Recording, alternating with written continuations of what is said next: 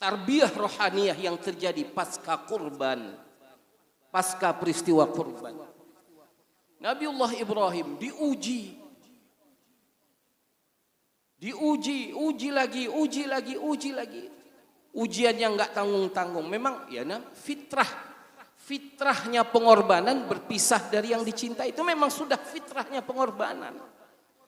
Pisah dari istri yang dicintai, berpisah dari anak yang dirindukan sudah puluhan tahun, berpisahnya juga masih kecil,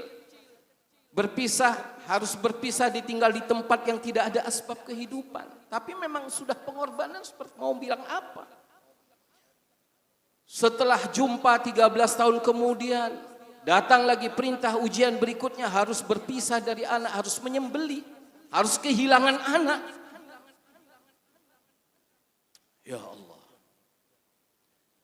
Kita cari harta susah payah, yang petani cocok tanam, yang pedagang mencari keuntungan sedikit demi sedikit dari perdagangannya.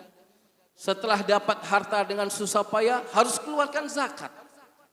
Berpisah dari yang dicintai, kan fitrah. Kalau dapatnya susah payah, mesti akan datang kecintaan kepada hal itu.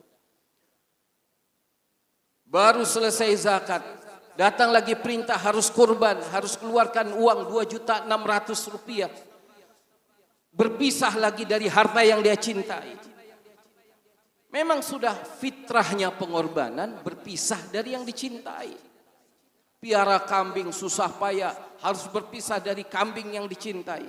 Piara sapi dengan susah payah, harus berpisah dari sapi, dari onta yang dicintai. Cari uang susah payah, harus berpisah dari uang yang dia kumpulkan sedikit demi sedikit dengan susah payah. Memang pengorbanan. Memang hidup ini memang untuk diuji, hadirin yang mulia. Sampai kapan? Ya sampai kematian datang. Hadirin yang dimuliakan oleh Allah Ta'ala. Sekali lagi khatib katakan tadi, bisa mentaati Allah, bisa buat pengorbanan untuk agama, itu pun di satu sisi nikmat, di sisi lain juga ujian. Adakah setelah kita buat pengorbanan untuk agama, kemudian kita merasa berjasa untuk agama? Terjadi dialog antara Nabiullah Ibrahim Al-Khalil alaihi salatu wassalam dengan anaknya Ismail alaihi salatu wassalam. Nah,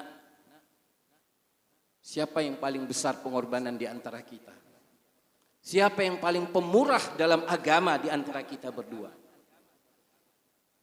Ini setelah pengorbanan, ini ceritanya. Hiwar, perbincangan antara ayah dan anak yang sama-sama mengambil keputusan siap korban.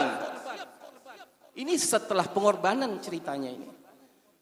Siapa yang lebih korban nak di antara kita? Siapa yang lebih penyayang? Siapa yang lebih pemurah untuk agama di antara kita? Kata anaknya. Anaknya karena adab nggak jawab. Anaknya nggak jawab, ayahnya jawab sendiri. Ayah lah nak.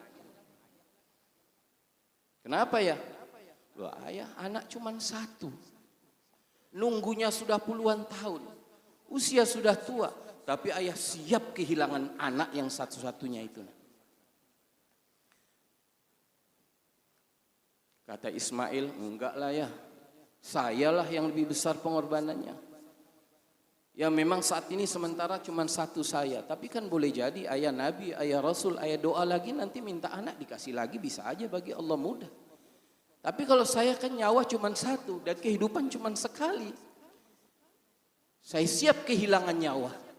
Saya siap kehilangan kehidupan. Dan saya siap menanggung rasa pedih sayatan itu. Masing-masing merasa dirinya lebih besar pengorbanannya untuk agama. Ini kan dicerita di dalam riwayat-riwayat masyhur. Ini pelajaran untuk kita. Sama aja, pulang ngaji dari pesantren 12 tahun. Siapa yang lebih alim di kampung ini? Pulang dari jamiah Islam mana, siapa yang lebih luas wawasannya, mendalam kefahaman agamanya melebihi saya? Sama aja. Memang sudah seperti itu nalurinya manusia. Setelah buat pengorbanan, kemudian muncul perasaan lebih korban dari yang lain. Setelah belajar lama, merasa lebih alim dari yang lain. Setelah infak banyak, merasa lebih dermawan dari yang lain. Memang begitu. Tetapi adakah ini kemudian diridhoi oleh Allah Ta'ala? Tidak. Buktinya kemudian Allah sapa kedua ayah anak ini. Wahai hambaku, Wahai Ibrahim, wahai Ismail, bukan kalian yang lebih besar kerahimannya, bukan kalian berdua yang lebih pemurah, akulah yang lebih pemurah dari kamu berdua.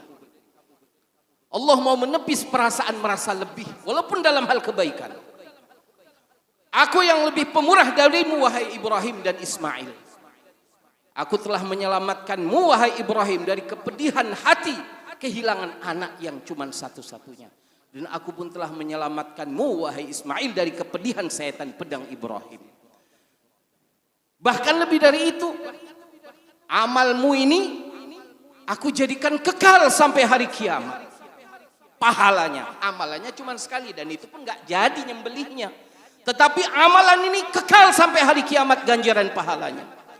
Sampai Allah Ta'ala berseru, wa izzati wa jalali, demi keagunganku, demi keperkasaanku. Lau hamalul malaikah, lau anna jami'al malaikati hamalu ala anaqihim. Sekiranya seluruh para malaikat di langit dan bumi memikul binatang-binatang kurban mereka di tengkuk-tengkuk mereka, mukafa'atallah, demi untuk mengimbangi pengorbanan ini, nggak bisa. Sama sekali tidak seimbang dengan ucapan Ismail, ya abati fa'al ma tu'mar satajiduni insyaallah minas sabirin. Dengan ucapan itu nggak bisa diimbangi dengan kurbannya seluruh para malaikat di langit dan di bumi, nggak bisa.